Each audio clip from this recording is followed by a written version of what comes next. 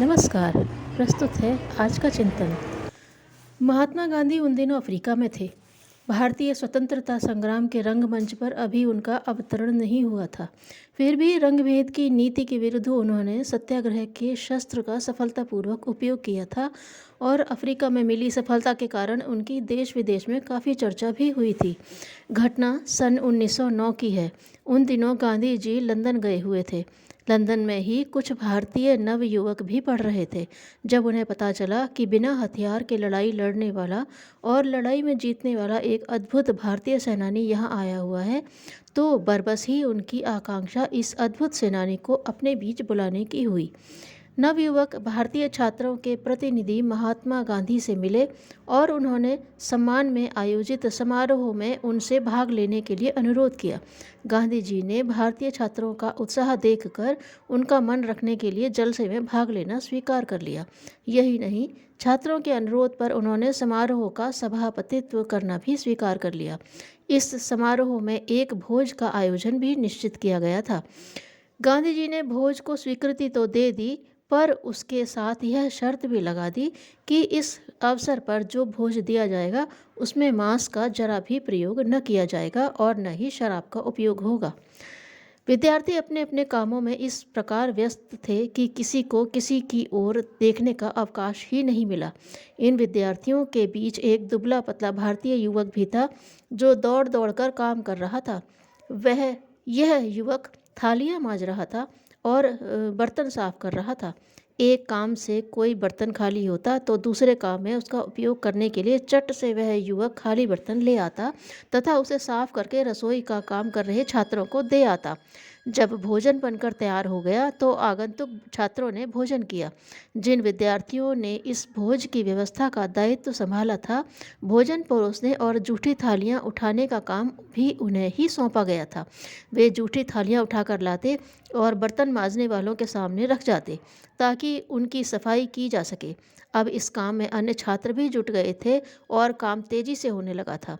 जब सभी लोग भोजन कर निवृत्त हो गए तो छात्र समिति के उप प्रधान ने स्वयंसेवकों से भोजन के लिए कहा।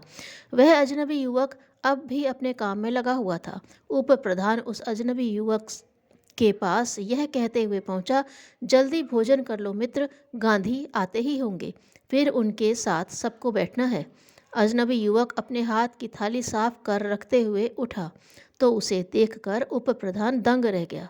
उसके मुंह से आश्चर्य मिश्रित चीत्कार सी निकल उठी, गांधी जी आपको यह करने की क्या आवश्यकता थी? आसपास खड़े अन्य छात्र गांधी जी को अपने बीच इस प्रकार पाकर दंग रह गए। सभा में उप प्रधान ने गांधी जी से क्षमा मांगी कि उन्हें किसी ने पहचाना नहीं और यह काम सौंप दिया। इसके तुरंत बाद गांधी जी ने इस स्पष्टीकरण से अपना भाषण आरंभ किया। अकारण खेद मनाने की आवश्यकता नहीं है। मैंने स्वेच्छा से यह काम चुना था और काम कोई भी छोटा नहीं है और न ही कोई बड़ा। सब काम काम है।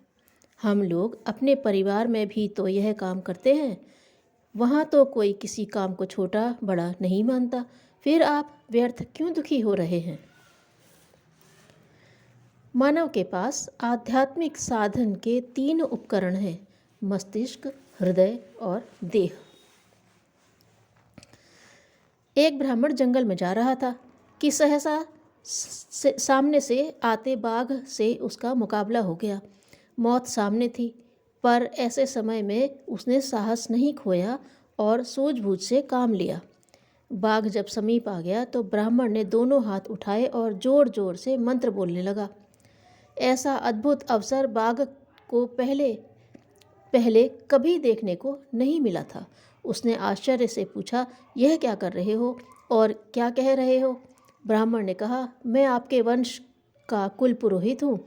आपके पूर्वज भी हमारे पूर्वजों के यजमान रहते आए हैं। आपके मिलने से बड़ी प्रसन्नता हुई। हाथ उठाकर मंत्र पढ़कर आशीर्वाद दे रहा हूँ। अब आपका कर्तव्य है कि पुरोहित को दक्षिणा दें। बाघ ने कहा, आपका कथन सत्य हो सकता है, पर मेरे पास दक्षिणा देने को तो कुछ नहीं है, क्या दूं? ब्राह्मण ने कहा, मेरे साथ चलिए, निवास स्थान देख लीजिए, प्रतिदिन आकर मुझे प्रणाम कर जाया कीजिए। साथ ही यह भी ध्यान रखिए कि उस अवसर पर आप किसी से भी छेड़खानी नहीं करेंगे। बाघ दोनों शर्तें स्वीकार करके दक्षिणा के ऋण से उऋण हुआ। ब्राह्मण के घर नित्य सिंह आने लगा, पालतू होने जैसा व्यवहार करने लगा। किसी को उसने काटा नहीं। इसे लोगों ने ब्राह्मण की सिद्धि समझा। उसकी पूजा होने लगी और दक्षिणा भी बढ़ चढ़ कर मिलने लगी। यह था साहस, धैर्य और सूझबूझ का फल। धन्यवाद।